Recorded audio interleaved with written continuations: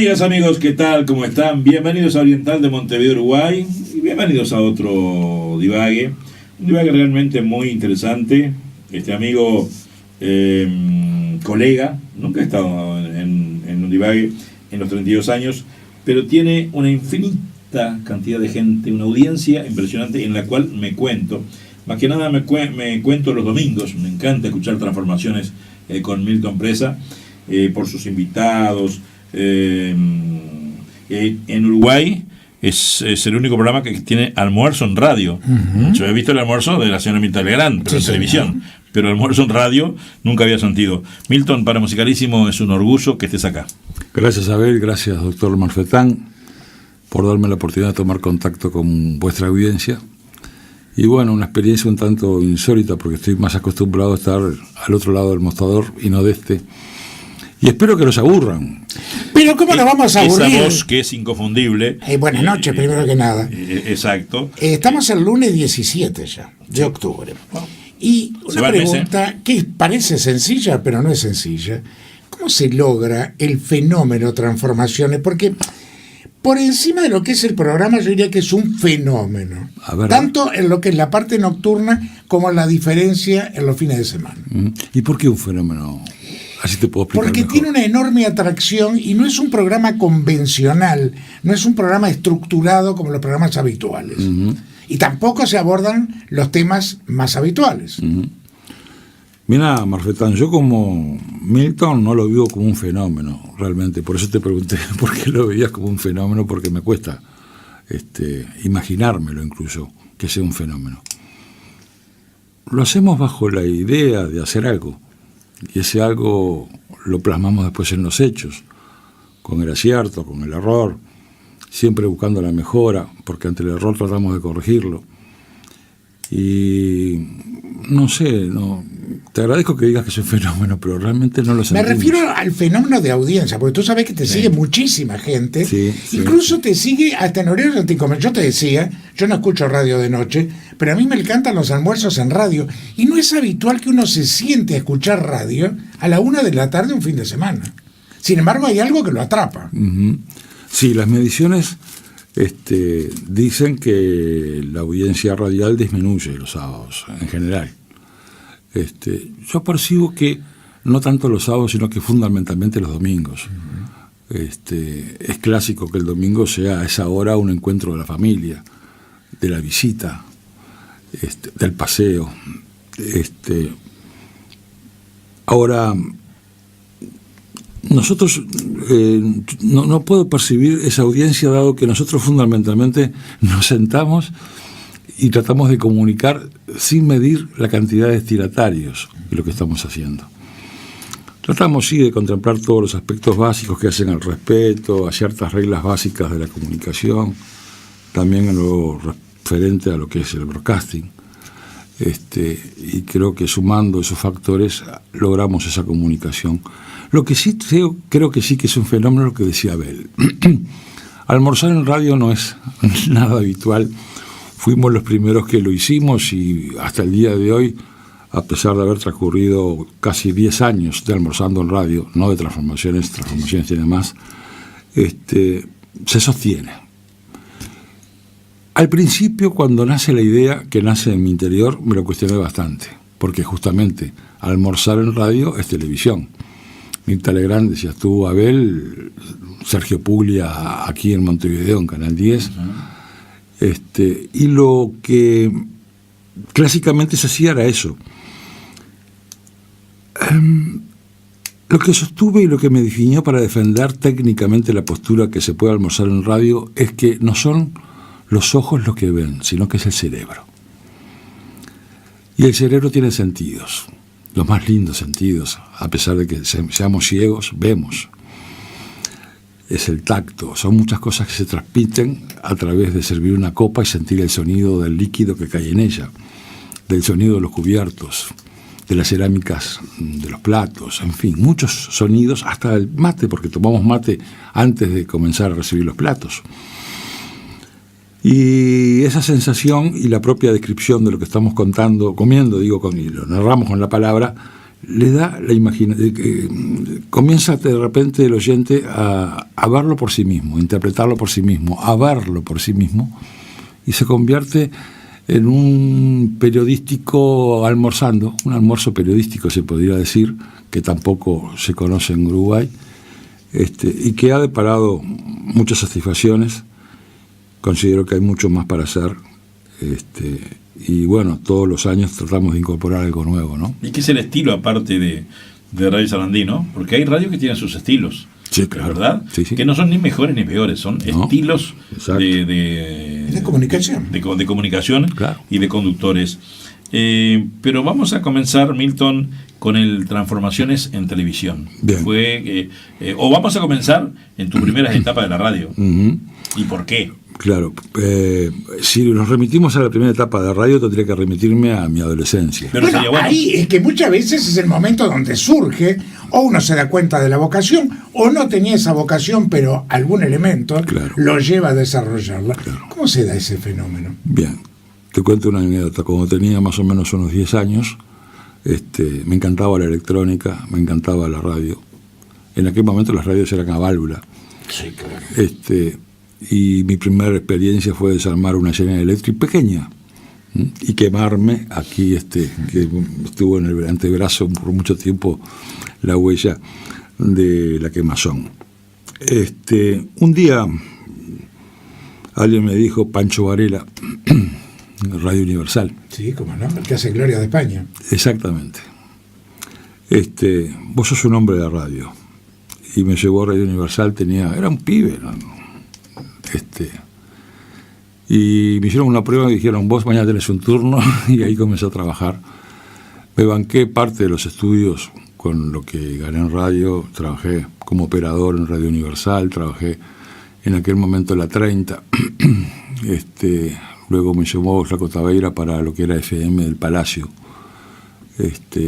y creo que por ahí terminé y colgué los zapatos. Y como operador, claro, estabas al lado de todo eso que te gustaba, que investigabas en la radio a válvula, pero en algún momento, estando sentado como operador, dijiste, ¿y por qué no estar al aire? No era lo mío. Me encantaba mucho lo que era la música, épocas distintas. Hoy hacer música en radio, esto insulso prácticamente desde lo que es mi experiencia. No quiero denigrar a nadie que lo esté haciendo en este momento.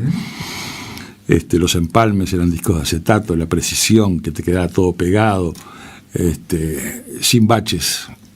Era como un juego excitante, ¿no? Mucha adrenalina, mucha, porque los discos giraban a 78 revoluciones por minuto y tenías que empalmar uno con el otro. Los comerciales salían de esa manera, al aire, ¿no? Algunos estaban grabados en cinta, en aquellos rollos de carrete de cinta que pesaban 5 kilos, pero mucha publicidad de acetato salía en vivo porque venía la orden de publicidad y había que emitirla, y era un desafío brutal.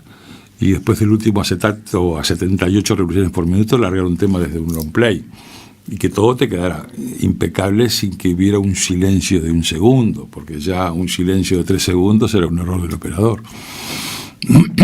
Esas fueron épocas en las que me gustaba mucho más eso y observaba mucho más eso. Y en esa etapa de operador, ¿tuviste alguno de esos maestros que dijeras, me veo reflejado en la imagen de, no, o cómo me enseñó fulano, o fuiste un poco autodidacta? Todo lo contrario, fui autodidacta. Sí, algún consejo siempre uno recibe, pero digo, no son tan significativos como para decir que recibí una norma. Yo creo que le fui sintiendo el gusto al broadcasting desde el sentido común. Y así fue avanzando la cosa hasta que llegó el momento de colgar los zapatos y dije, nunca más vuelvo. Ahora, Milton, dejaste de escurrir por allí que hacías radio para bancar tus estudios. Sí. ¿Qué estudios hacías ahí? Economía, finanzas, administración de empresas. Fue muy fuerte, siempre me gané la vida con eso. Mira. Y ese fue precisamente mi retorno a los medios de comunicación. Y fuiste un adelantado, porque en aquella época no era una carrera que estuviera de moda como ahora. No, ahora creo que está más de moda ingeniería, comunicaciones, ni que hablar comunicaciones. Licenciatura en Ciencias de la Comunicación lleva unos cuantos alumnos. ¿Pero hiciste toda la carrera? No, lo dejé a medio de terminar. Llegaron contratos, para administrar empresas, y eso me quitó mucho tiempo, también la familia, y nunca llegué a terminar. Me decían contador. Nunca firmé como contador. Si bien el título realmente es contador público, ¿verdad? Y bueno, me instalé en mi propio estudio, asesoraba empresas, y ahí comienza en el año 88, 89 posiblemente, mi vínculo con la televisión. ¿Cómo llega eso, Milton? Estaba en el estudio, tenía muchos clientes, y uno de ellos se dedicaba a la producción, era una productora de televisión y de radio.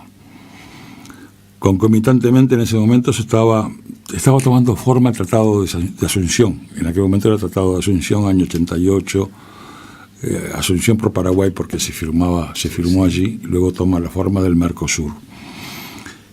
Y surge por Reporte CNS, era el informativo central de Canal 5, los informativos de Canal 5 y el Sistema Nacional de Televisión, se decía por aquel momento.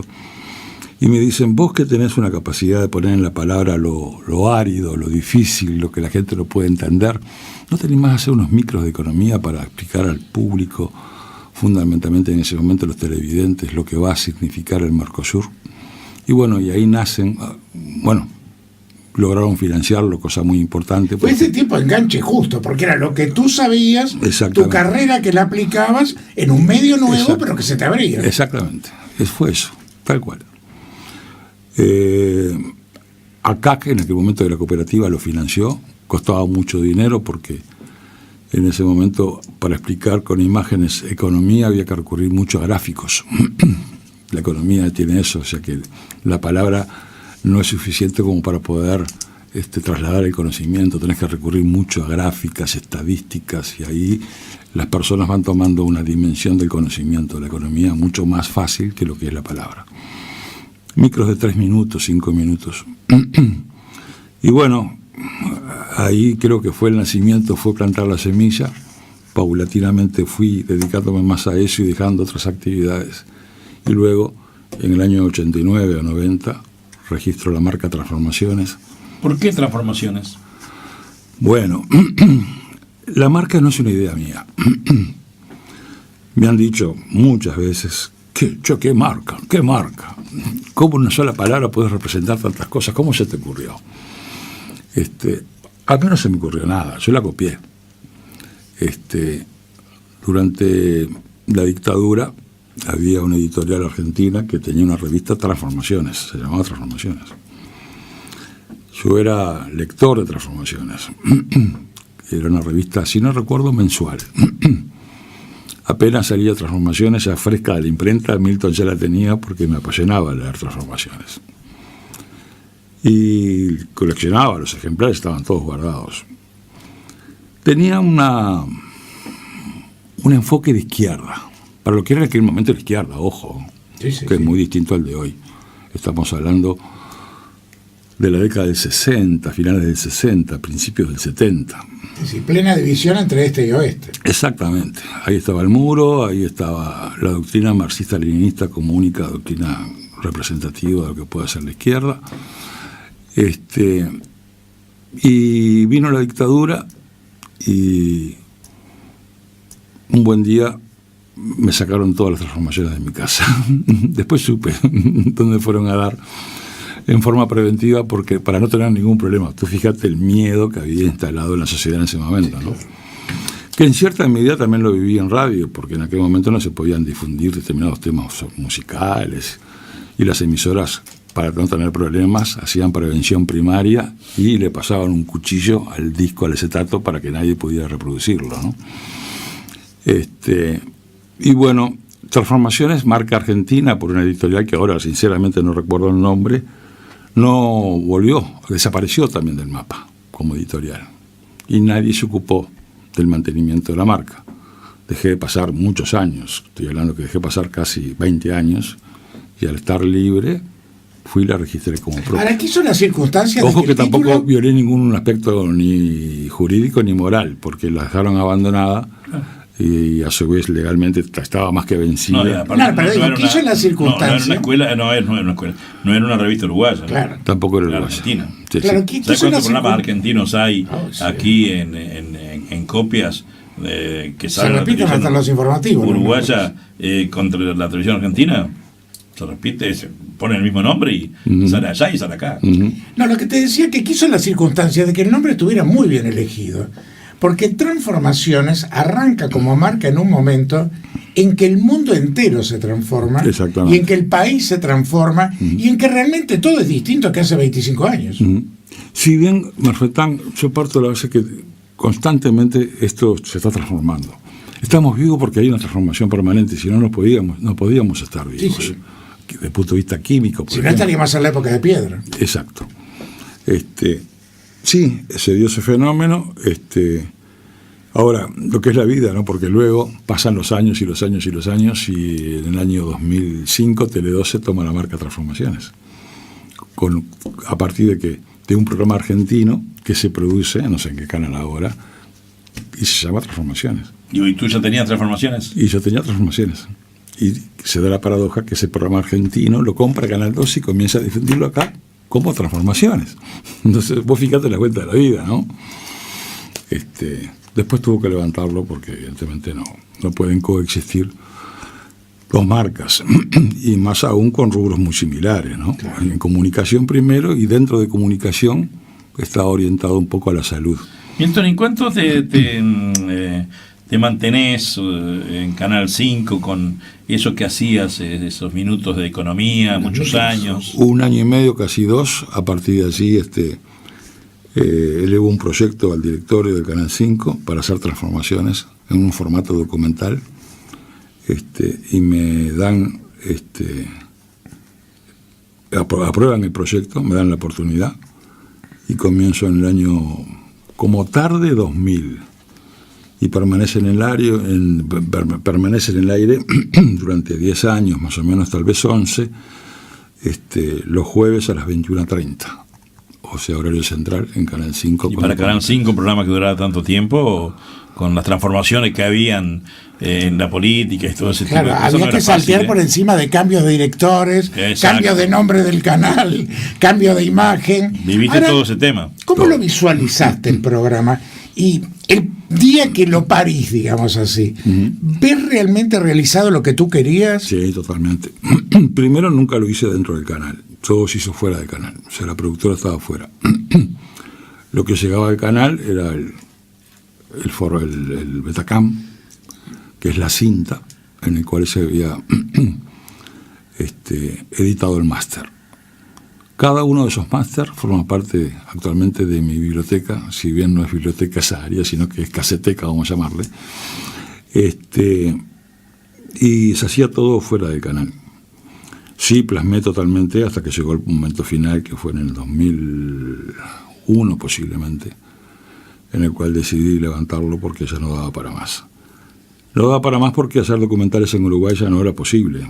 Ya estábamos con la televisión cable, con canales o productoras multinacionales que se dedican al rubro, llámese Discovery, National Geographic. Ahora, ¿cómo te das cuenta? Porque uno que ha hecho cambios también de tipo de programación, colegas, y acá también sucedió con el mismo nombre, pero hubo que cambiar de edades. ¿Cómo te das cuenta que es el momento de levantar el programa? Por los aspectos tecnológicos, fundamentalmente.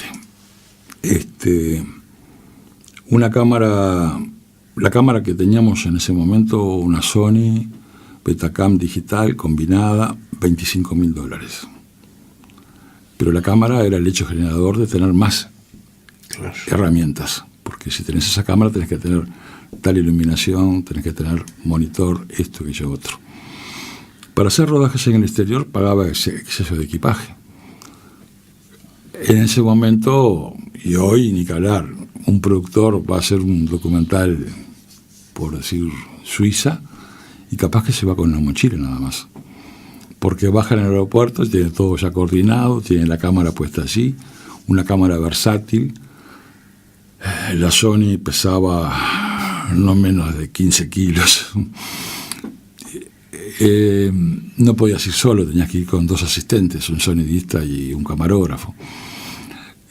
Hoy vas solo, vas solo, sin nadie, por supuesto. Un buen material intelectual, ¿no? Claro. Y ahí está lo notable de estos cambios. Hoy la máquina no es necesaria, hay que tener una gran cabeza para producir, en cualquier aspecto. En comunicación, sea escrita, televisión o radio, es el hombre, y eso me copa, porque ahí el hombre puede mostrar todas sus habilidades y destrezas. Eso es muy importante, porque últimamente se ha ninguneado, en base a la técnica, lo que es la participación humana. Uh-huh. Y el hombre sigue siendo lo fundamental. Claro. Voy a cambiar mi pensamiento que digo hoy, el día que una máquina construya otra máquina. O sea, el día que se reproduzca y que el hombre no esté presente. Ahí sí cambia mi opinión. Ahí comenzaremos otra era distinta, pero hoy por hoy es el hombre el que hace todo. Mira, justamente siempre proyecto cosas. Cuando estamos en estas fechas comienzo a pensar en el ciclo 2017. Comienza todo por sueños, todo lo mío son sueños, toda la vida lo mío fueron sueños. Bueno, la forma de vivir es soñar. Sí, claro. Y luego te entras un poco a descartar, a desmenuzar, a decir, no, este sueño es imposible. Y me voy quedando de 100 capaz que me voy quedando con 40. De los 40 capaz que me quedo después con 20. Y de los 20 capaz que quedan 5 como finalistas. Y posiblemente de esos 5 busque la forma o las formas de llevarlos a cabo dentro, siempre reitero, que sea un propósito lógico. O sea que sos un creativo, entonces. Sí, totalmente. Bueno, y una cosa que pensé para los Almorzando en Radio, y esto lo adelanto porque no tengo ningún empacho en ocultar cosas, me encanta compartirla, en que estaría bueno que en el 2017 la mesa de los Almorzando en Radio fuera servida por un robot. ¿Por un? Robot. Un robot. Eso sí que es. Ahí tenemos una prueba. Uh-huh. En el mundo está en auge la robótica. ¿Ah, sí? Claro. Ya los robots tienen nombres.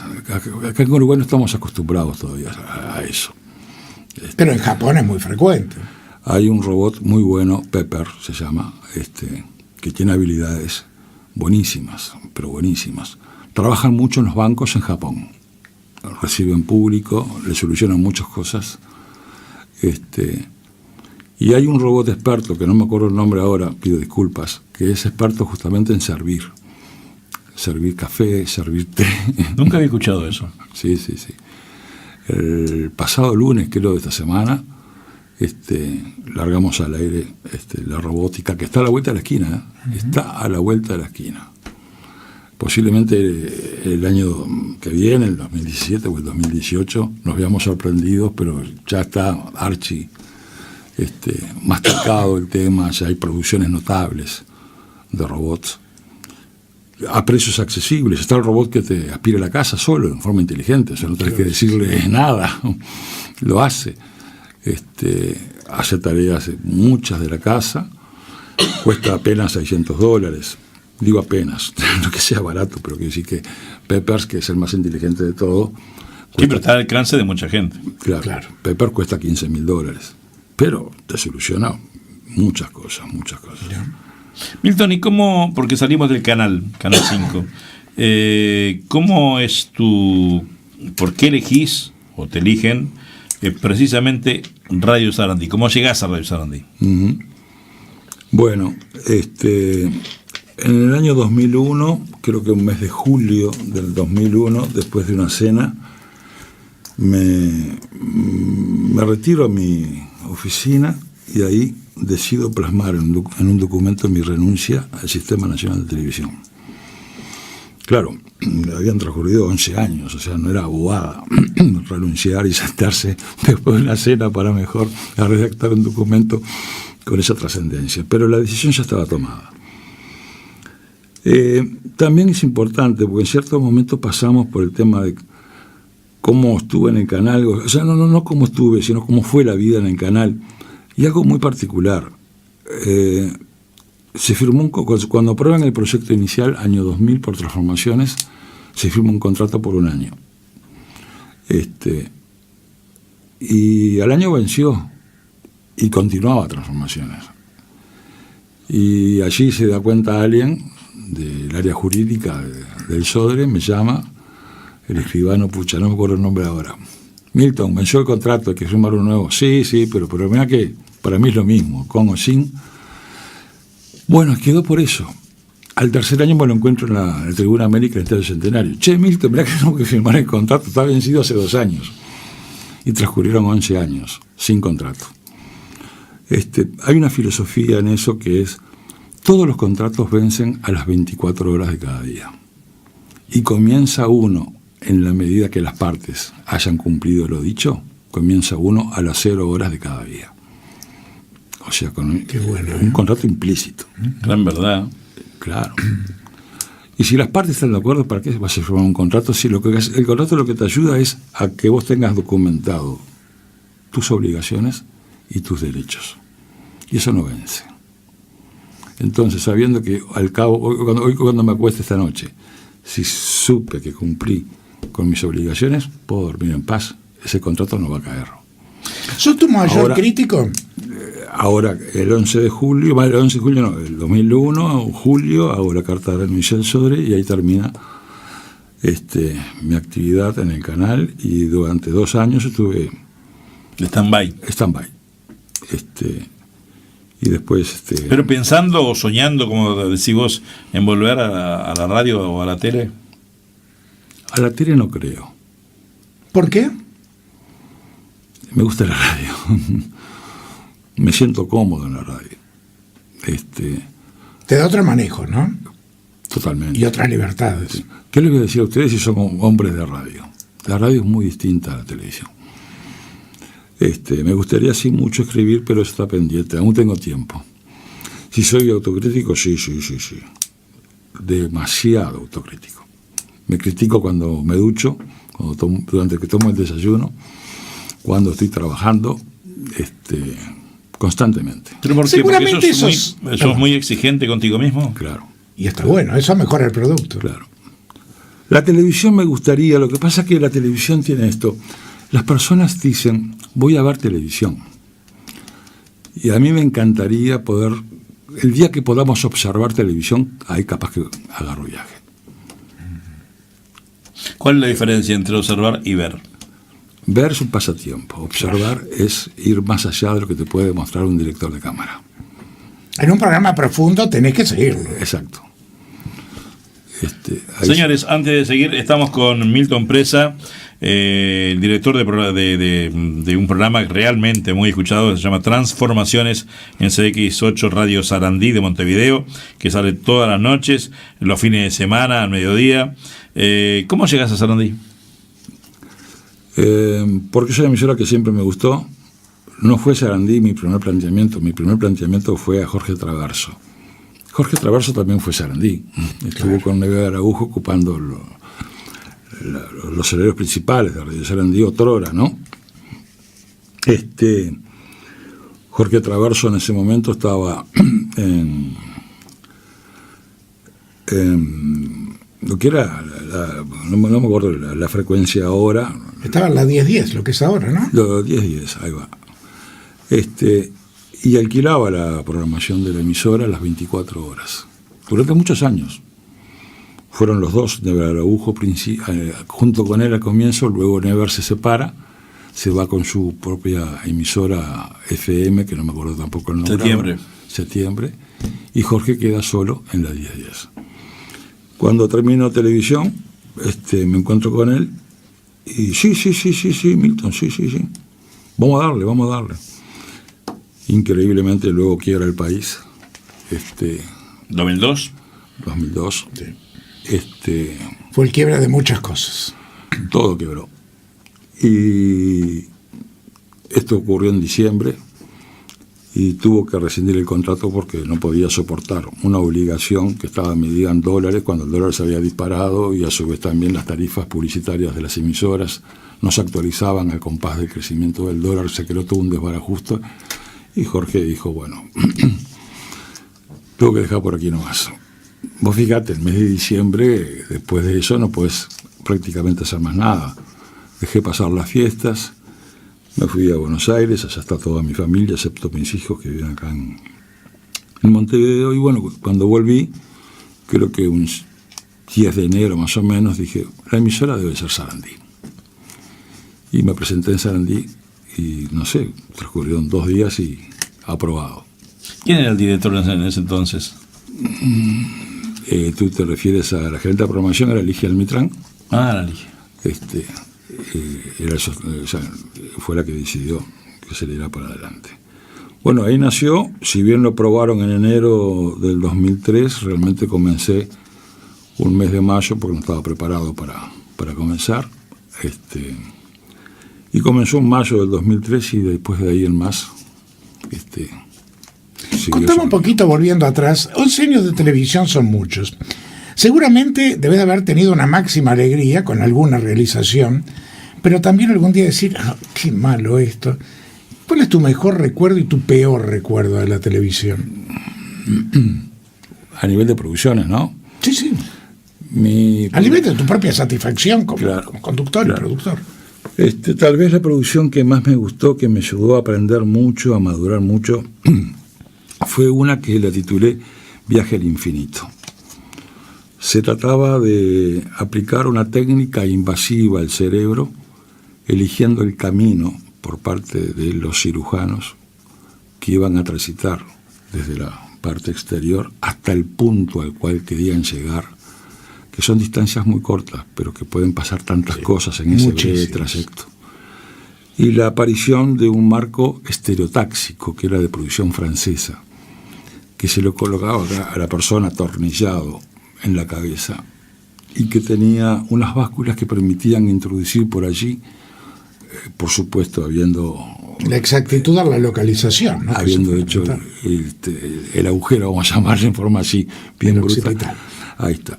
Y ese marco estereotáxico permitía, a través de la ayuda de un computador, elegir el camino y llegar a un punto milimétrico muy preciso, medido en los 3 planos del espacio, y colocar una sustancia radiactiva, supongamos, para tratar o pretender neutralizar un tumor, supongamos.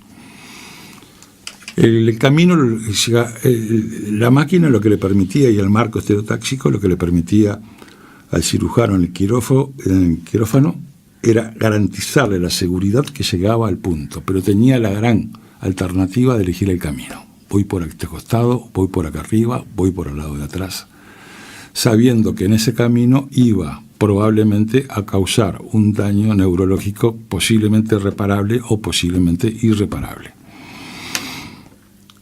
Bueno, se me contrata para hacer ese trabajo porque todos los trabajos documentales en ciencias eran contratados. En este caso, el contrato fue por la Sociedad Española Primera de Socorros Mutuos, que trajo el marco estereotáxico al Uruguay.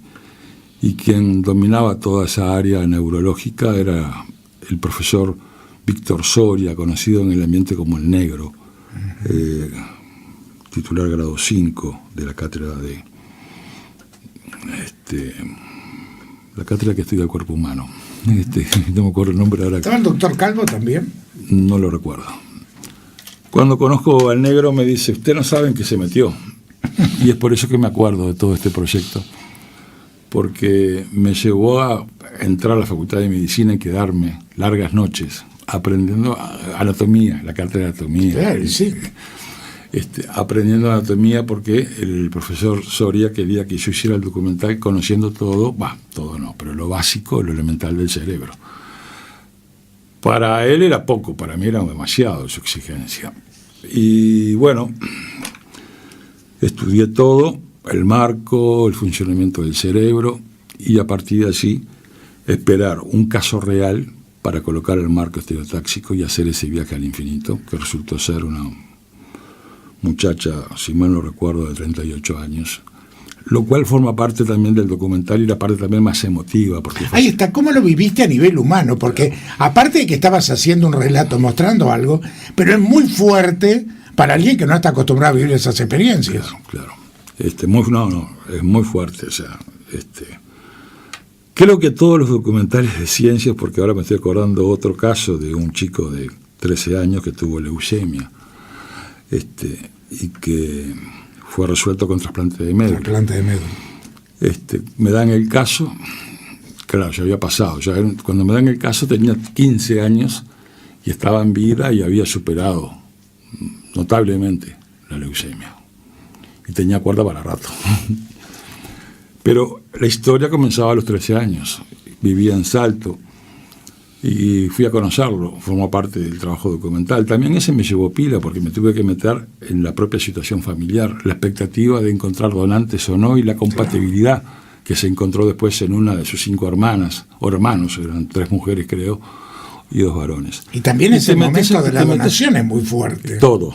Y te metes uno al lado del otro. Y te metes en el personaje. Y fundamentalmente, a nivel de hacer un guión o un libreto, vos tenés que entender la palabra, no solo la persona, digo, no solamente por lo que dice a través de la palabra, sino que también lo que expresa corporalmente, con la mirada, con el movimiento de las manos, y ahí podés perfectamente volcar después en el trabajo documental la verdadera historia, lo real o lo auténtico.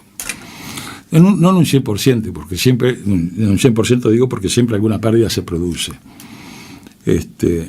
Y bueno, si sigo pensando aparecen más. ¿Y lo que no te gustó que dijeras, por qué esto lo hice así? Pues sabes que no tengo ese recuerdo. Qué bueno. Porque en cierto momento me piden hacer un documental sobre la muerte. Sobre la muerte. Sobre la muerte. Antes de hablar de eso, Milton, pero es fundamental porque si no queda incompleta la respuesta para el doctor Marfetán. Estuve 2 meses pensando, cosa que no era muy habitual, y no lo hice. No. Y no lo hice porque no me gustaba. O sea, no me gustó, no lo llegué a hacer y no lo hice porque justamente fue algo que no me gustó. Bien, ¿cada cuánto tiempo grababas esos programas para que se emitiera luego al aire? ¿En televisión? Sí. Y era toda la semana, ¿no?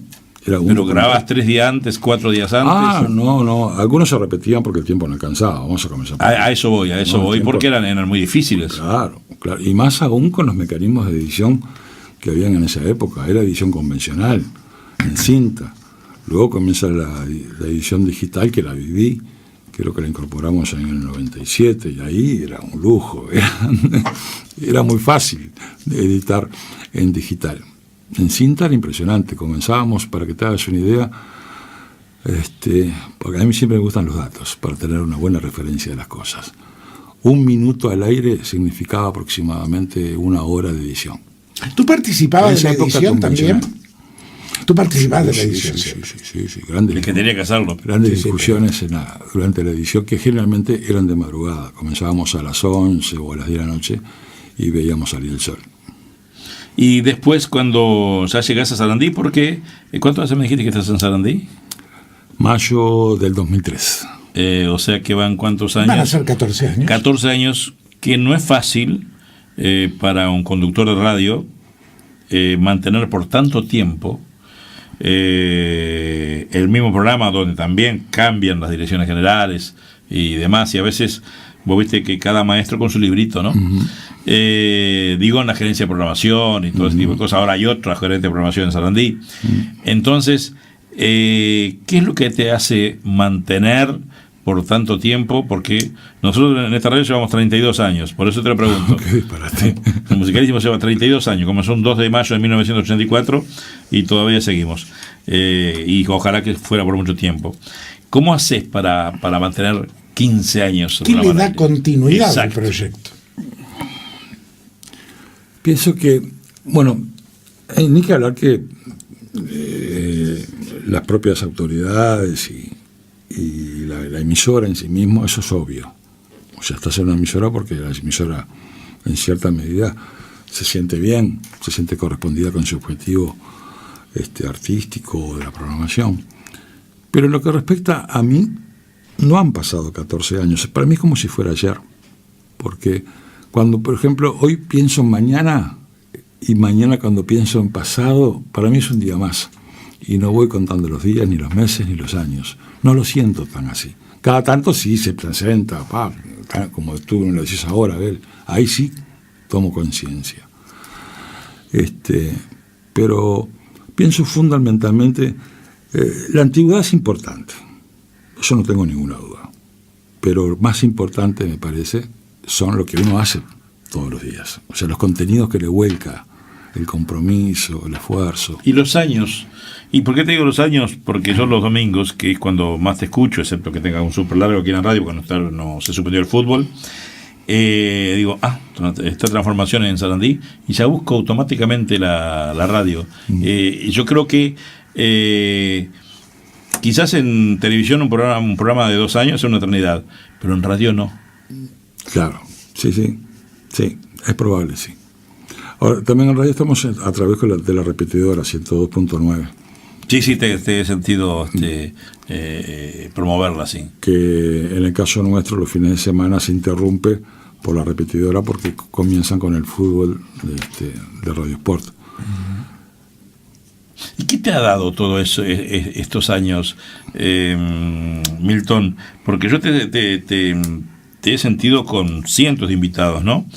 Y con Jorge a veces nos preguntamos, porque tenemos 32 años de divague, fíjate que en Uruguay no es fácil conseguir figuras, o no figuras, sino gente que diga, a ver, que aporte. Lo que haces vos es impresionante. Este programa mismo tiene 1 hora y media. Y vos estás en este momento dando muchísimo porque sos un gran profesional de radio y o televisión. Pero a veces no es fácil. A veces Acá dependemos de quien esté sentado allí. Exacto. Nosotros preguntamos y escuchamos. A veces con Jorge decimos, y bueno, ¿a quién invitamos esta semana? ¿A quién invitamos? Y ahí empezamos a hacer una lista de fulano, mengano, ciclano. Pero esa lista, porque nosotros no trabajamos ni él para él, ni yo para mí. Trabajamos para la gente, como lo haces vos. Claro. El gran jurado es el público, que es el que hoy, cuando terminemos en un rato, va a decir, el divague estuvo buenísimo, o estuvo más o menos, estuvo... Incluso hay que contrabalancear una cantidad de aspectos, porque de repente uno tiene la tendencia que le guste más determinada rama dentro de la comunicación, pero hay que respetar al público. Claro. Bueno, se logra, son aproximadamente 17 columnistas que hay. Vagón de gente. Sí, en diversas áreas, ¿no? Ciencias políticas, literatura carcelaria, relatos de viajes a tierras lejanas, biología, nanotecnología, historia, y sigo, son 17 en total. Después son 4 corresponsales, Bolivia, Perú, Paraguay y Venezuela. Después son 1, 2, 3 conductores, un asistente de puesta al aire, una gestora de contenidos, el operador que nunca falta en radio porque es imprescindible. Y eso se te hace más fácil, porque los columnistas más o menos están pautados o agendados. Tal vez lo más difícil es ¿a quién invitamos a almorzar? Ese es el tema, porque las columnas se van solidificando con el tiempo, con la personalidad de quien la realiza, con la aceptación del público. Claro. Pero entonces, lo otro siempre es una caja de sorpresas. Los invitados a almorzar. La gestora de contenidos más o menos planifica o tira la lista de invitados para 3 meses. Idea, ¿no? Porque todo comienza por una idea. Luego decimos, vamos a ver si lo contactamos. Luego de por ahí, por la gente que no esté escuchado o que está en el mundo, orientada está en el mundo o del interior, ¿cuántos son los invitados a almorzar? Generalmente son parejas, son 2. Son 2. Y sábado y domingo vamos por 4. 2 el sábado, 2 el domingo. Y si eso lo multiplicamos por 52 semanas del año, nos da 200 invitados. Es mucho. Es mucho. Es mucho.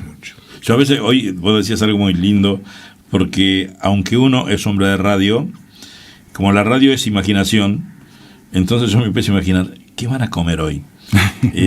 ¿Cómo será la comida de mi buen amigo Enrique González de Burano, que es el director general de Burano, y que vos y yo tenemos el tema de ser familia con los González, ¿no? Sí, sí. Que son, para que ubicar a la gente, los dueños son de la gente de la Papoñita, que hace tantos años que está con nosotros. Y esa comida está elaborado por Burano, o vos ya tenés una idea de lo que vas a servir a los invitados. Los invitados cada uno elige su plato, su menú. Y algo que me da mucha satisfacción es llamarlos, por ejemplo, hoy o mañana, ya para preguntarles a cada uno qué deseas almorzar, dentro de estas 4 alternativas: parrilla, pescados, pastas o ensaladas. Los pescados de Murano, súper recomendables. Sí, sí, sí. La crema catalana también. Ese es el primer gusto. Y cada uno elige su plato. Luego se le pasa todo a Murano, y Murano, con una estricta puntualidad, entre las 13:15 y 13:30, ya está el plato en la emisora. Y el vino, porque los oigo... Antes tenemos que maridar el Jiménez Méndez sin faltar. Exactamente, porque yo me río, ¿no? Porque el vino de la marca que tenés, que es una marca muy buena, sí. De vino también.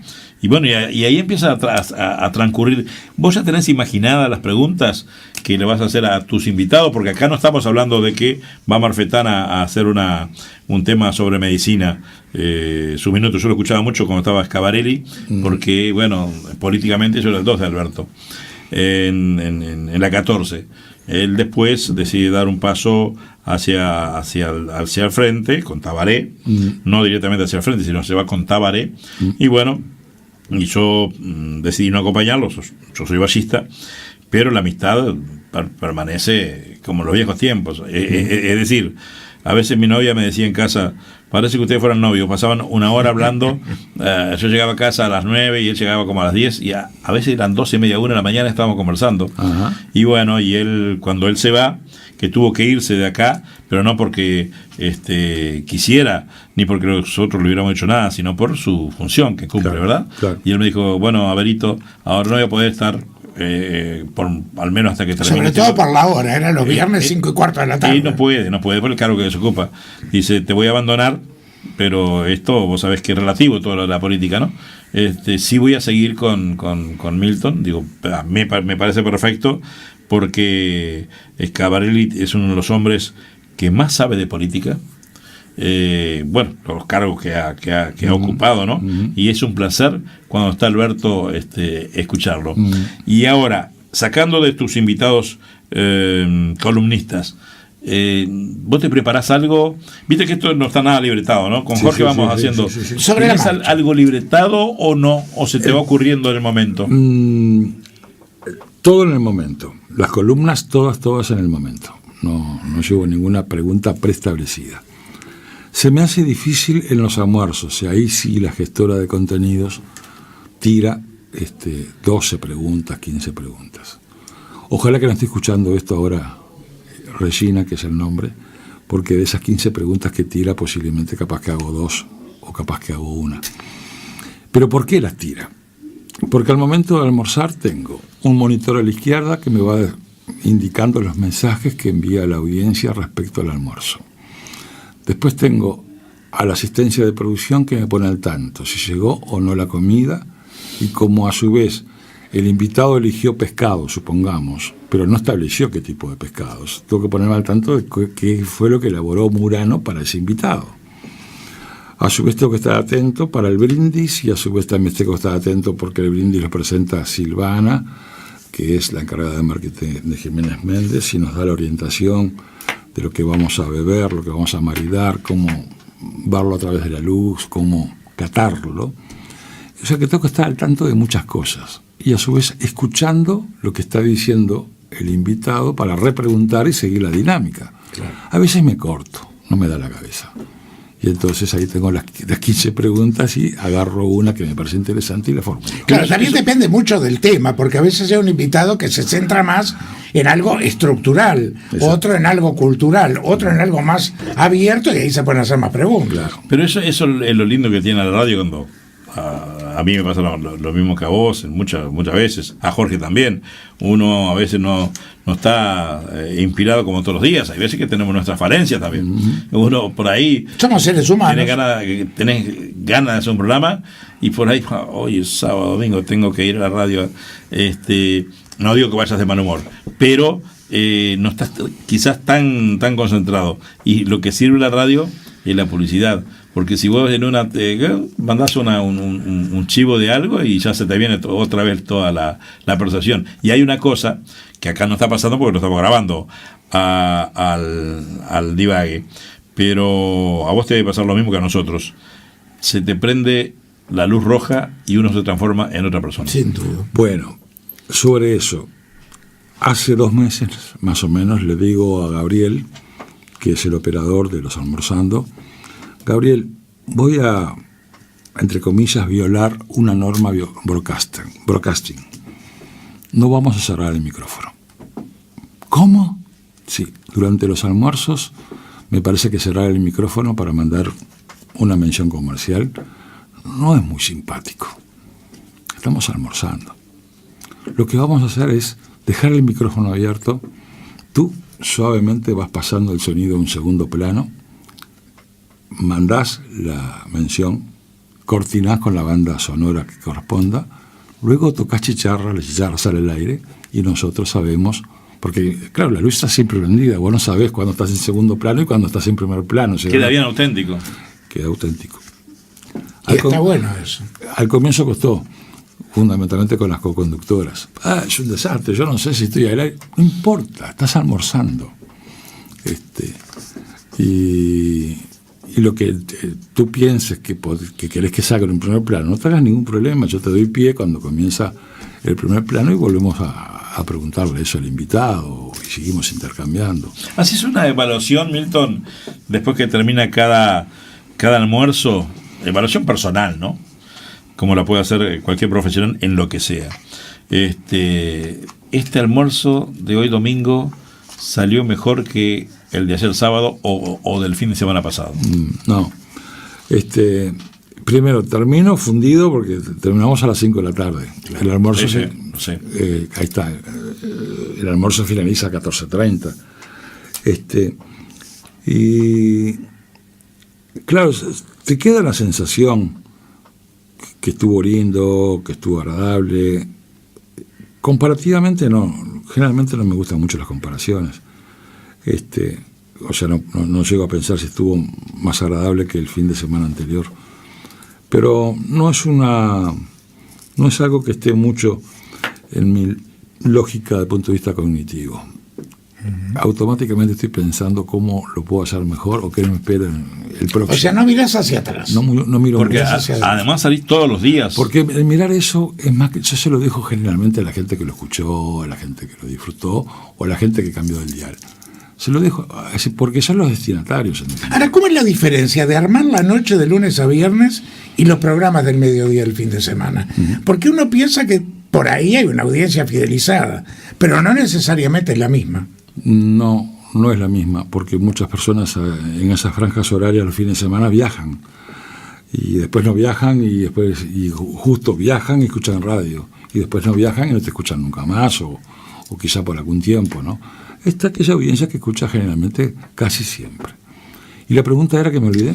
¿Cómo haces para, digamos, diferenciar lo que es trabajar de lunes a viernes para la audiencia nocturna y los fines de semana al mediodía? Claro, es muy distinto el público nocturno es otro público. Las bandas sonoras nada más que con las cuales se coordinan las emisiones, las vespertinas se utilizan una media de 35 bandas sonoras. Las nocturnas con mucho son 8. ¿Las seleccionás vos? Sí, son todas pautadas. Y en su gran mayoría, en un 98%, las selecciono yo. Ahora, en las nocturnas ya son 8 nada más, o como mucho 10. Es un solo tema en la noche, o sea, es monotemático. También estoy un poco cuestionándome eso, Marfetán. ¿Hasta qué punto no habría que hacer alguno cada tanto de 15 minutos? 4 bloques de 15 minutos. Y son distintas totalmente. Ya nomás el hecho de que no haya luz solar y sea noche cambia, influye en la... ¿Pero te gusta ese juego de día-noche? Me encanta. La noche es muy válida en comunicación radial, pero muy válida. ¿Cuál es tu día libre? Que la radio, le anunciaron la muerte a la radio, creo que hasta firmaron el parte de defunción. Sí, es cierto. En tantas oportunidades, ¿no? Desde que me conozco. Y más que nada la M. Donde estás vos y estoy yo. Exactamente. Hoy hay aplicaciones que el usuario que tiene el celular la carga y puede escuchar AM en el celular. O sea que la FM no es una exclusividad del celular. Claro. Y paulatinamente incluso tengo la visión que va a dejar de serlo. Y la radio tuvo la defunción firmada en varias oportunidades, sin embargo no falleció. ¿Y por qué tiene esa vida eterna? Y va a seguir funcionando. A ver, ¿cuál es tu opinión? Porque por más que estemos en una globalización, que podamos tener 5.500 emisoras de radio en el celular, lo auténticamente nuestro va a ser nuestro y va a estar ubicado en los puntos del dial más escuchados de nuestro país. ¿Y no crees, Milton? Nunca vamos a escuchar un informativo. Claro, pero ¿no crees que tanto, no hablo ya de los canales en sí, sino hablo de la aplicación Netflix, sí, y hablo de muchísimos, cientos de canales, porque tenés a DirecTV, por ejemplo, por decir uno, ¿no? Sí. Que te tiene desde música hasta todas las películas tan variadas que te puedan gustar a vos o a nosotros, ¿no es cierto? Y vos crees que a pesar de eso igual la radio tiene su fidelidad. Sí. Pero la radio yo creo que siempre pero sin ninguna duda. Te digo más, a ver, mira, la música. Vos pones un automático y te escuchás música las 24 horas, los 365 días del año. Y la música que escuchas nunca va a ser la música que tú elegiste. Y esa es la diferencia que hay, por ejemplo, cuando se decía televisión, entre ver y observar. En audio es escuchar lo que yo quiero escuchar. ¿Cómo hace una persona para resolverlo? En lo personal, con mucha paciencia, fui acaudalando y guardando ordenadamente los temas sonoros o los temas musicales. Hoy el servidor tiene 15.000 temas. O sea que y queda el servidor prendido y las terminales con la música 24 horas al día, y para volver a escuchar un tema repetido tienen que pasar 3 meses. ¿Me explico? O sea que tú mismo podés tener ese servicio de escuchar música a las 24 horas, con la diferencia que no te imponen lo que tenés que escuchar, sino que sos tú el que elegiste la música que querés escuchar. Claro. Te preguntaba, Abel, días libres no tenés porque trabajás de lunes a viernes y sábado y domingo. Pero ¿cuál es tu distensión? ¿Cuándo decís, bueno, me encuentro conmigo, disfruto de tal o cual cosa? No sé. Está bien. Como decís vos, Jorge tiene la costumbre de decir, converso 5 minutos conmigo mismo. Yo converso conmigo todos los días. Está bien. Está bueno eso. Está muy bueno, muy bueno. Tomamos un receso desde mediados de diciembre, lo que sería antes del 24 de diciembre. Creo que este año el receso cae o comienza el 20 de diciembre, creo. Y hasta el 20 de marzo no volvemos. En ese interín se acumularon muchas horas de almuerzos, de columnas, todos editados. Ya se está editando incluso, no se espera la fecha. Ojo, te vas vos, pero el programa queda. Sí, Transformaciones se emite, o sea, todo el año. Y ahí se selecciona y para la audiencia tiene interés, porque al que le gustó, dice, esto lo voy a escuchar de vuelta. Claro, sí. Al que no lo escuchó, qué oportunidad que tengo. Sí. O sea que es un periodo en el cual la audiencia sigue disponiendo de los materiales para escucharlos y nosotros tenemos la posibilidad de descansar. ¿Y en ese lapso qué te gusta? Ahí está. Es decir, te quedás en Uruguay, deporte, te quedás, viajás, vas a la playa. Te vas de viaje. Deporte, una gran deuda. Espero que algún día la pueda pagar dentro de poco. Pero la lectura es algo que me encanta, me gusta muchísimo. Soy de los lectores con el flúor al costado. Para mí no existe libro sin que no esté marcado.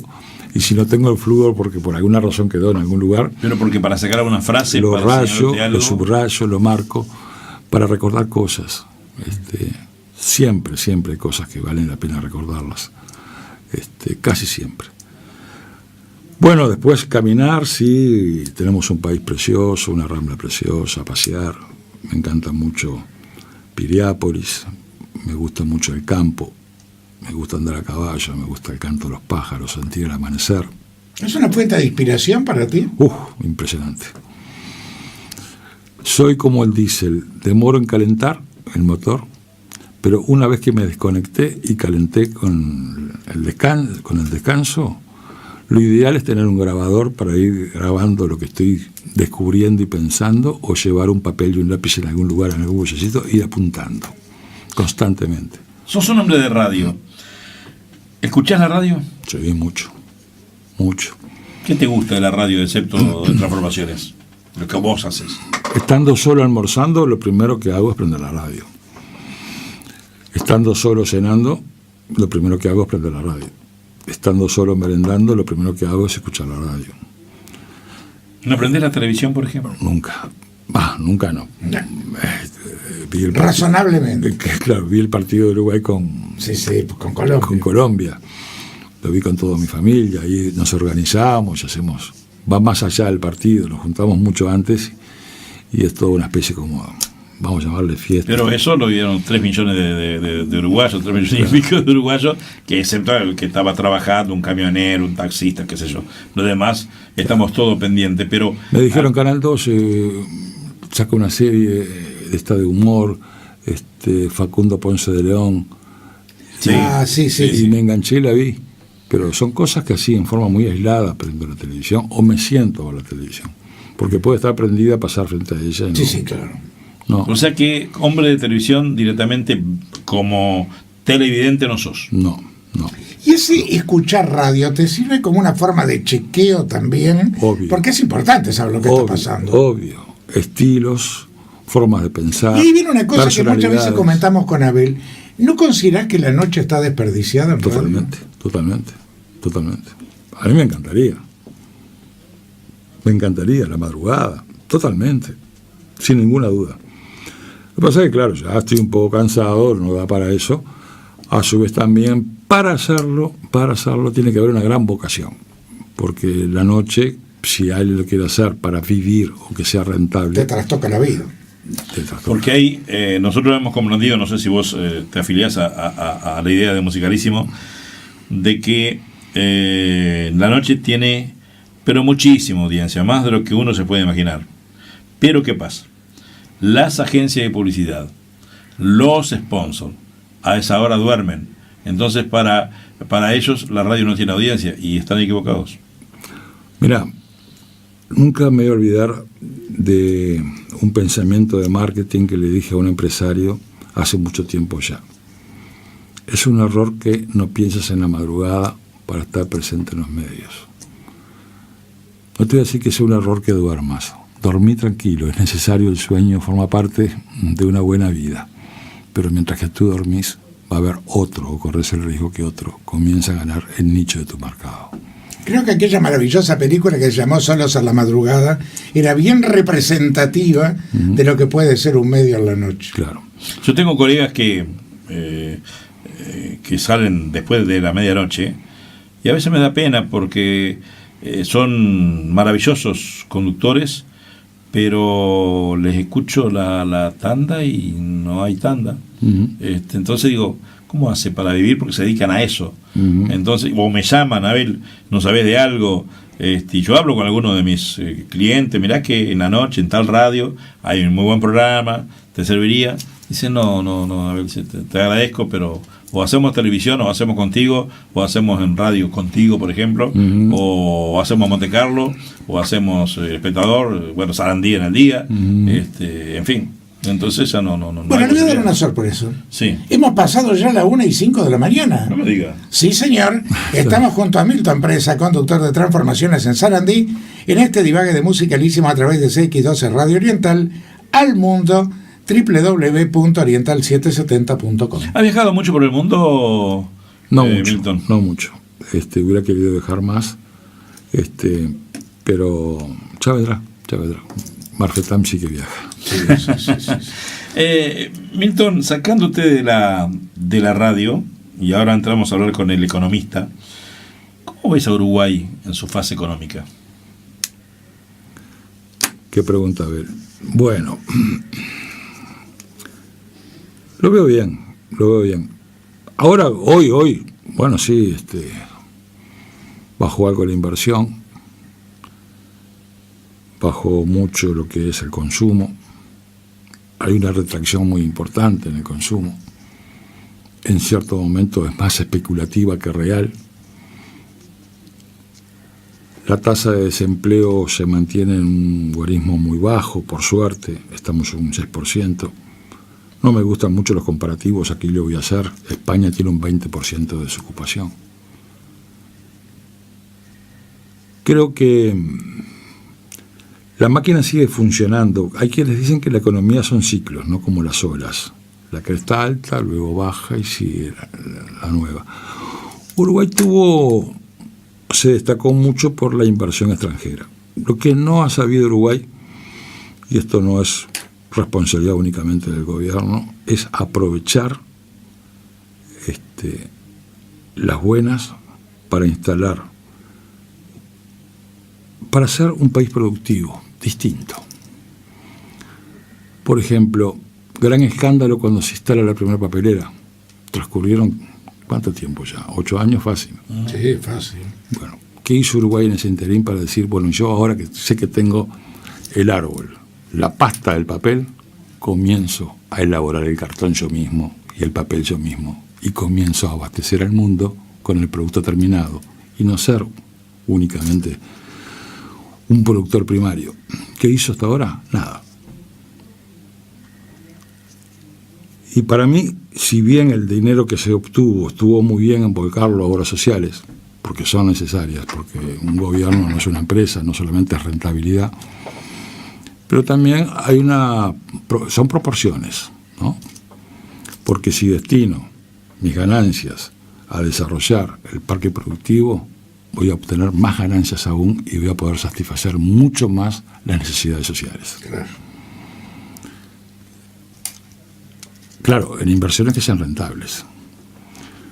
Lo veo, a pesar de esta observación, lo veo bien. Me encantaría que Uruguay, en lugar de exportar carne, pudiera exportar latitas de corned beef. Y el tema de los digamos, tratados de libre comercio, ¿en cuánto benefician y en cuánto no? Porque uno que es neófito piensa, bueno, libre comercio nos abre las puertas, podemos sacar todo, pero China, no tan así la cosa. Sí, con Chile, con China ahora, que se va a gestionar, se perdió en su momento con Estados Unidos. ¿Qué es este tema? Desde Simón Bolívar no hemos logrado unirnos los americanos todavía. La última intención, porque pactos o tratados comerciales en Latinoamérica los hay de todo tipo, ¿no? Sí, sí. Está el Pacto Andino, el Mercosur, después hay otro más del norte que no me acuerdo el nombre ahora. Está rodeado, pero viene de antes, viene de Simón Bolívar. Nunca se logró una integración inteligente a nivel de los latinoamericanos. Hemos desperdiciado el tiempo, hemos desperdiciado un continente rico desde todo punto de vista. Y me decía, y sin embargo aparece la globalización como algo mucho más beneficioso. Y me mato de la risa. Pongo un ejemplo gráfico que muchas veces son más útiles que 1000 palabras. Supongamos, estamos ante un gran problema que lo representamos con el frío. Tenemos mucho frío. Estamos en una casa que tiene únicamente un solo ambiente y está más que frío. Es un cuadrado el dibujo de la casa, tiene 4 paredes y cada pared tiene una ventana. Hace mucho frío. Afuera hace mucho frío. Viene alguien y me dice, muchachos, ¿saben lo que tienen que hacer? Abrir todas las ventanas para que el frío se vaya. ¿Cuál va a ser el resultado? Va a entrar más frío. El abrir las ventanas es la globalización. Buena definición, ¿eh? La verdad que el ejemplo no puedo ser excelente más claro. Definición. No podemos desaprovechar, sin entrar en política, porque esto viene de hace muchos años atrás, un conductor como vos, un tipo sabio en la vida, lees mucho, que haces un gran programa de radio como es Transformaciones. ¿Por qué estamos tan mal los uruguayos culturalmente y por qué estamos tan inseguros? Bien. Me encantó que dijeras inseguros, porque hace muchos años hablaba de falta de seguridad o de seguridad, y yo decía, no es seguridad, es inseguridad.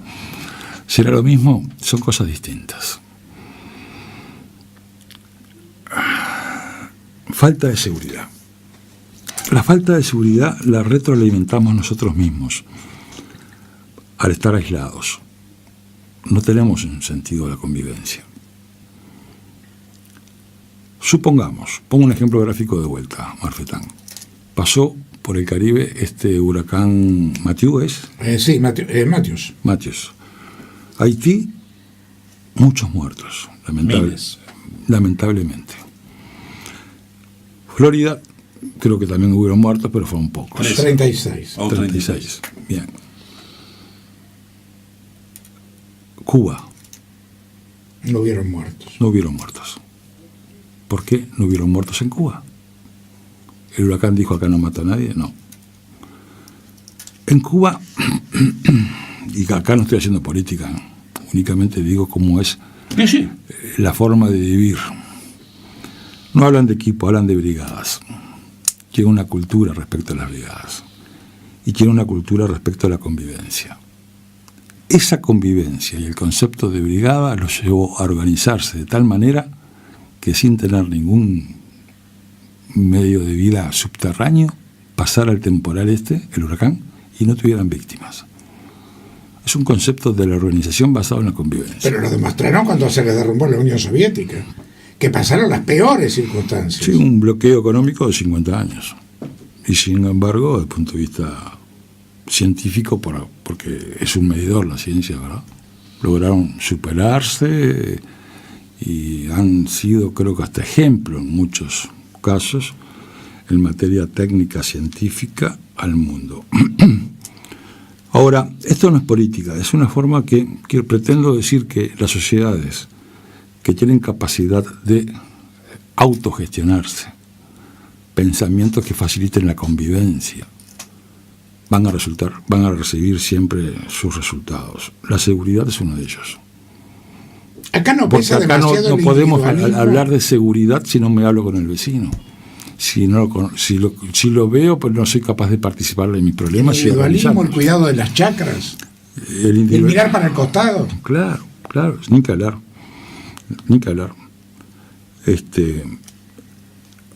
Es típico de las sociedades de consumo muy desarrolladas. Se piensa más en lo material que en tener una relación sana que te haga llevar a un estado pleno de bienestar.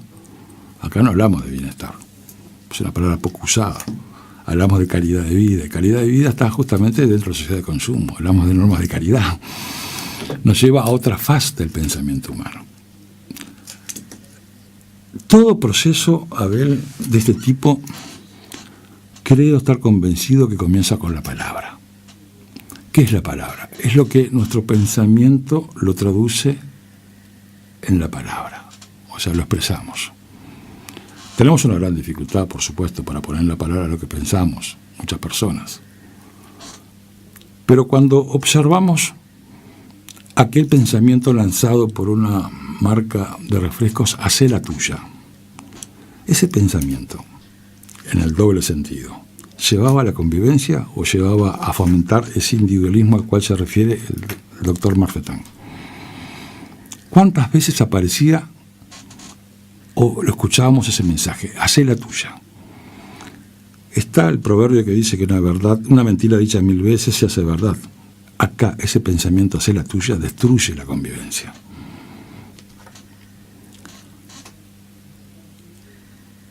Todo comienza en la palabra. Había un mensaje de salud, no ahora, y lo digo, disculpame, capaz que soy un llante, pero tengo más remedio. Para el dolor de cabeza de todos los días, mejorar todos los días. Ese pensamiento es muy embromado, porque el resultado final va a ser que hayan muchos enfermos. Una úlcera de estómago. Claro. O si no, o capaz que una patología grave, disimulada mediante un calmante, pero una patología que se está desarrollando y el calmante que no va al síntoma, lo oculta y vos seguís complicándotela porque esa patología sigue avanzando.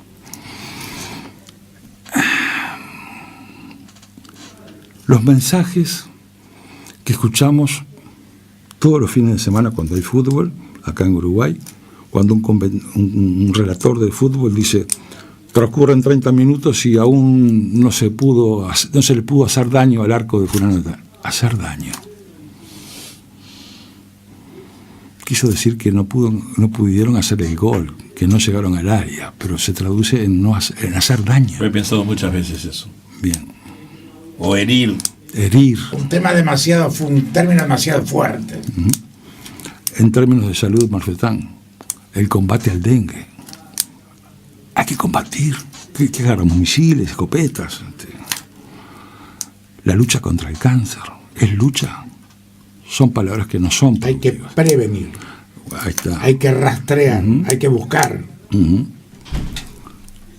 estamos rodeados de esas palabras. Y esas palabras, poco a poco, van haciendo estragos, van creando la pérdida, fomentando la no convivencia, fomentando la agresividad.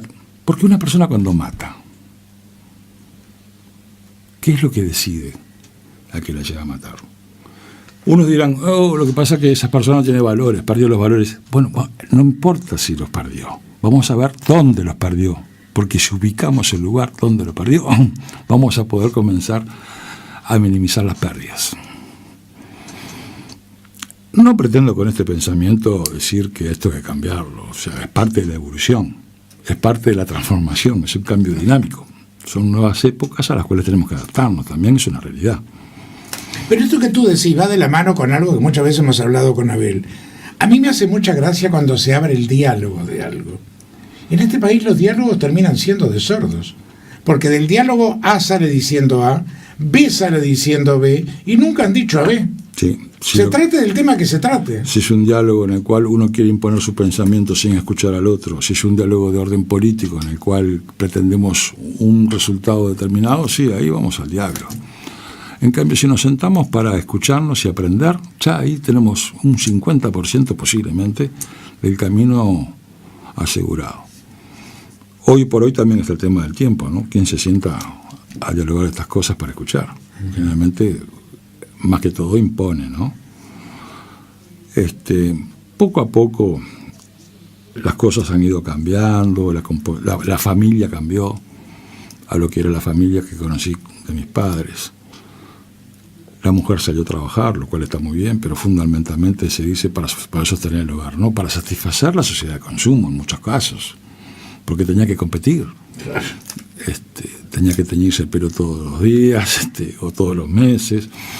El 14 pulgadas era muy chico porque el vecino tenía 32, en fin. También muchas veces para satisfacer necesidades básicas. Y ahí comenzó a faltar 8 horas y comenzó a flaquear tal vez la educación, porque no podemos pensar que la educación se ocupa la maestra enseña, no educa. En cierto sentido apoya la educación. ¿Qué mezcla que hay entre el término educación y enseñar? Claro, y son totalmente distintos, claro. Y funciones totalmente diferentes. Exacto. Es una apoyatura a la educación, sí, pero no es la educadora. La educadora es la familia. Es la casa. Es la casa.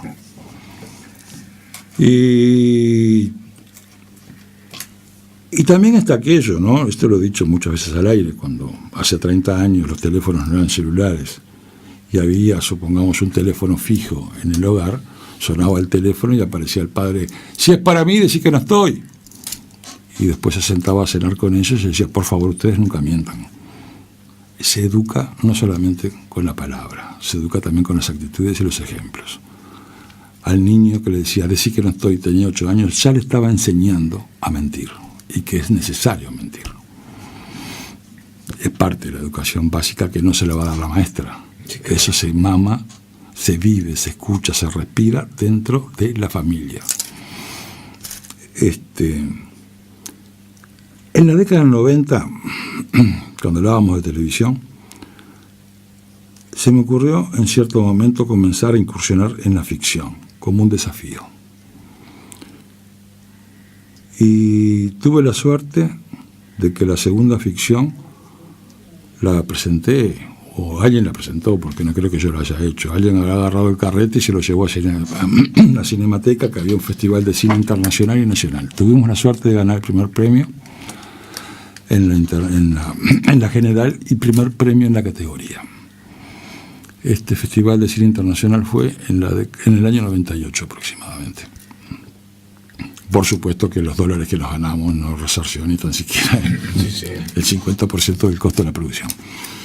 Para hacer esta ficción, comencé a tomar casos que estaban archivados en una dependencia de la Jefatura de Policía de Montevideo, que funcionaba en la calle San Martín, y que ahí tenías todos los antecedentes de las cosas que estaban... Y bueno, trabajaban muchos psicólogos, o sea, eran expedientes técnicos. Y comencé a acceder a expedientes de las llamadas tribus. Se organizaban en La Teja. Hablo década del 90, no estoy hablando año 2016. Las edades eran entre 12 años para arriba. Ninguno era mayor de 18, 19, ya era un veterano ya, estaba para otras lides. El cacique era el que lograba o el que se dedicaba a escalar, o sea, hacer copamientos mediante la escalar edificios. Se proveía de material por parte de personas retiradas del ejército, cuerdas apropiadas y todos los instrumentos necesarios para asegurarse subir desde la planta baja al 10º piso, ingresar por la terraza y ahí llevar a cabo el robo. Y los de menor categoría eran chiquilines de 12 años que se dedicaban a afanar la cartera a las jubiladas que salían cuando iban a cobrar al Banco de Previsión Social, porque en ese momento los cajeros no existían. Esos eran los lumpen de la tribu. Estaban organizados en La Teja. Eso está documentado. Acá no estoy diciendo nada, porque nada que no esté ajustado a la realidad. Sobre esa base es que hicimos las ficciones. Después había otro caso que también lo hice, que era una mujer, que en el Parque Rodó se encargaba de encontrar niñas que se hacían rabonas de diversos centros de estudios y ahí poco a poco las iba convenciendo para hacer la prostitución. Otro caso representativo de la época que se comenzaba a vivir en Uruguay era un caso ocurrido en una escuela en el cual la maestra tenía una pecera de esas cubas redondas con un pez en la clase. Y uno de los chiquilines le dice: si vos en el recreo, le dice a un compañero, si vos en el recreo le agarrás el pez y te lo comes, te regalo este reloj. Hablamos de escuela, si mal no recuerdo, 4º o 5º año. El chiquilín fue y se comió el pez. El otro le dio el reloj. Ahí tenemos los primeros parámetros sociales, posiblemente, de un desarrollo paulatino en el tiempo, sistemático, porque siempre fue avanzando, creciendo, y nos lleva hoy a hablar de lo que tú me planteabas, Abel, de la seguridad, inseguridad y la convivencia. Bien, Jorge, creo que estamos ya... Ay, qué lástima que estamos llegando al final. Nos quedan 8 minutitos y ahora vienen unas preguntas que son de orden, siempre van al final del divague, y después un match personal que tenemos acá con el señor Duarte. Bien. ¿Sabes que esta es radio de la Iglesia Católica? Sí. Entonces, ¿sos católico? Hemos invitado a almorzar a Sturla. Bien. Lo que pasa es que los fines de semana él tiene mucha actividad, me contaron sus secretarias o sus asistentes, y no es el momento más apropiado, pero ya lo vamos a agarrar. ¿Sos católico? Fui educado, criado, enseñado en el Colegio Pío, congregación salesiana. Uh-huh. Y ahí iba a misa todos los días, comulgaba todos los días, de lunes a viernes, todos los días, pero de lunes a viernes. Pero cuando nos íbamos el viernes, nos llevábamos una tarjetita para hacerla sellar en la sacristía del día domingo a la iglesia, para que fuéramos a la iglesia que queríamos, que quisiéramos. Y el lunes la tarjetita sellada, si no, era falta disciplinaria. Hacíamos ejercicios espirituales una vez por año, una semana sin hablar con nadie. Teníamos que presentar un trabajo. Fui educado no, enseñado, porque parte de la educación también fue... ¿Existe Dios para ti? Bueno, de ahí salí... ¿Qué es? De ahí salí medio ateo pasado, o sea, como es lo que le sigue después del ateo. Agnóstico. Después la vida me enseñó que hay un ser, un creador, se le puede llamar Dios, no tengo ningún problema. La vida es maravillosa, el cuerpo humano es maravilloso, es una obra de ingeniería. Somos una obra de ingeniería. Sin duda. La más perfecta hasta el día de hoy. Exactamente. El propio sistema solar es una obra de ingeniería. Claro que hay. Es indiscutible que hay. Ojalá que pasen muchos años de que Milton Presa, como Marfetán, como yo, y la audiencia que está escuchando, tengamos que abandonar este mundo. ¿Qué cree Milton que hay después de que nos vayamos? Un vacío. Un vacío. Punto final. Sí. Un vacío. Un vacío. ¿Te preocupa eso? No. ¿Sabes por qué hay un vacío? Porque no lo puedo decir de bien probado, Abel. No tengo ni tan siquiera una pista que me lo pueda decir. Tiene que ser pistas, no necesariamente, pero me tengo que manejar con ciertos criterios lógicos. No tengo. Tampoco me preocupa. La muerte, uno va cambiando su punto de vista, ¿no? Yo te decía, me preguntaba Marfetán cuál era el peor momento en la televisión, y dije, el peor momento fue cuando me pidió un documental sobre la muerte. Estuve 2 meses dando vuelta como el perro antes de acostarse, y después tuve que decir que no lo puedo hacer. La muerte hoy pienso que es algo que forma parte de nuestra existencia. No estoy descubriendo nada nuevo con este aporte que le estoy dando, pero que sí hay que hacer lo posible para vivirla decorosamente y en lo posible alegremente o armoniosamente. Tanto hemos vivido que nos merecemos un final feliz. O sea, una muerte con decoro, una muerte con la mayor lucidez posible y dejando mensajes válidos para los que quedan. Válidos, me refiero a que sean productivos. O sea, si la muerte la mido por segundos, desearía millones de segundos dedicados a mensajes productivos a todo lo que quedan. Milton, esta es la última. Hoy te cruzaste en los pasillos con Fabián Rovere, que es el director pastoral de esta radio. Sí. Y precisamente el musicalísimo. Estuvo almorzando con nosotros. Sí, nos contó. Mañana lunes a las 4:30, o hoy lunes ya, a las 4:30 de la tarde tenemos un espacio musicalísimo que lo creó Musicalísimo, se llama Conversando con el Cura. O sea, ahí la gente, la audiencia, lo llama por teléfono, le manda mensajes de textos, uno a favor, otro en contra, el cura se revuelve como puede.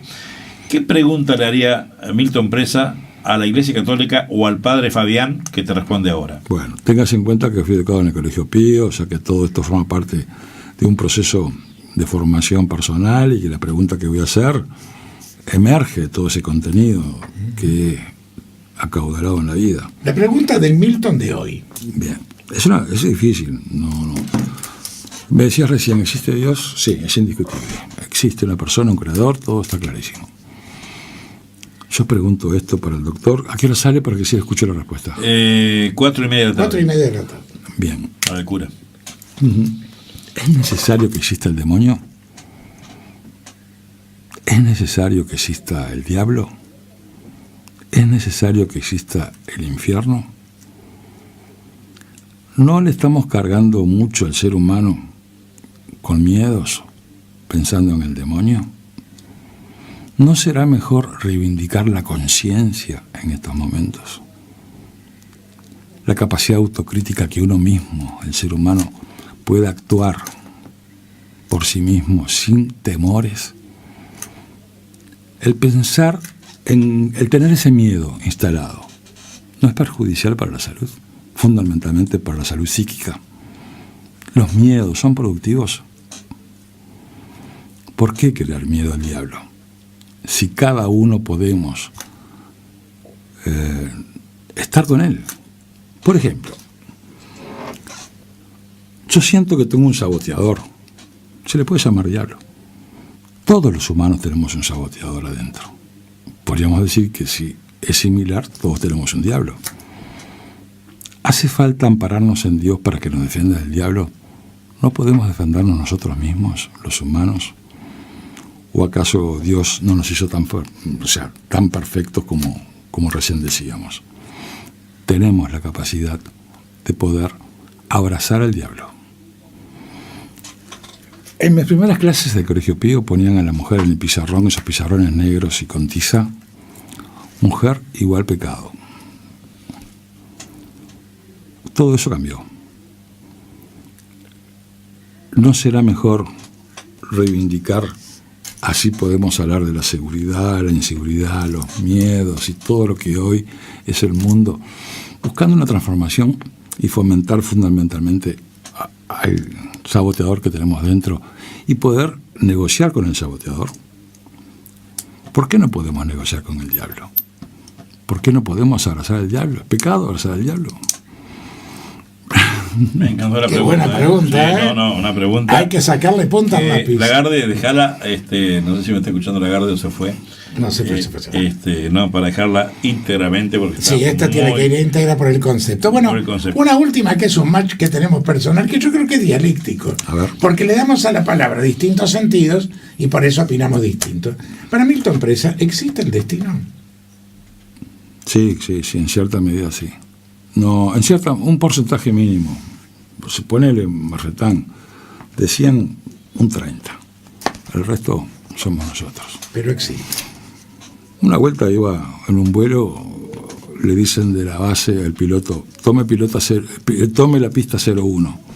Al rato, el copiloto le dijo, ¿01 o 10? No, dijo 10. Levanta vuelo y había un avión en el trayecto. ¿Destino? No, error humano. Bien, salimos medio empatados, Jorge, porque yo no creo en el destino y él sí cree en el destino. Ajá. Yo creo que el destino solo hace uno, ¿no? Es mi pensamiento. Jorge cree que las cosas pasan por algo, que pasó un accidente o pasó... El chico de Coyote no estaba ahí para que lo mataran. Ahí está. Y la bala la rebotó en él como podía haber rebotado en otro. Bueno, a eso le determino yo que es un error humano, como dice Milton, de un policía que tira un tiro y la bala rebotó y le pegó a ese chico. Sí, pero el chico no fue a buscar la muerte. Le podía haber pegado a cualquiera. Pero eso da para seguir en un match personal. Bueno, muy bien. Qué lástima que nos tenemos que ir. ¿Te gustó estar acá? Me encantó, gracias por la invitación. Me sentí muy cómodo y me hicieron recordar cosas que no estaba, por ciertos pasajes no estaba preparado para hablar sobre ello, pero me encantó de todas maneras. Viene bien. Pero ese es el divague. Claro, viene bien tener 1 hora y media. Estamos divagando, estamos como uno te escucha a vos en Transformación en Sarandí y te imagina sus almuerzos y los invitados, cómo son y demás. Acá vos viste que hay dos aguas. Y un solo papelito que dice Milton Presa, Transformaciones Sarandí. Exacto. Que no me olvido que tengo una memoria, pero siempre, por si acaso, tengo el nombre delimitado. Muchísimas gracias, Milton. Gracias a ustedes. Por muchos años más, Transformaciones. Ojalá, gracias. Y también los divagues, ¿no? Que evidentemente forma parte de una importante audiencia en el dial, ¿no? Sí. Nosotros salimos como todos los días, de lunes a viernes de 3 a 6, después del fútbol de 21 a 3 los sábados y los domingos también. Y después terminamos precisamente con el divague y ahora viene otra parte musicalísimo que la hace. Continúa Gustavo Farré en vivo con ustedes hasta las 3 de la mañana. Nosotros nos reencontramos mañana a las 3 de la tarde y gracias al señor Henry Lagarde que ha estado en grabaciones. Señores, Milton Presa, ustedes que lo han escuchado y lo van a seguir escuchando en CX8 Radio Sarandí, los lunes el horario de noche de 22:30 a 23:30 y los sábados y domingos de 13 a 17. Perfecto, gracias Milton. De mi parte es eso, no te olvides de algo que para mí es muy importante. Te quiero muchísimo, un doble beso. Seguí adelante que si vos querés podés. Cuídate mucho y nunca dejes de existir. Muy buenas noches. Siga con Oriental porque ya llega Gustavito Farré.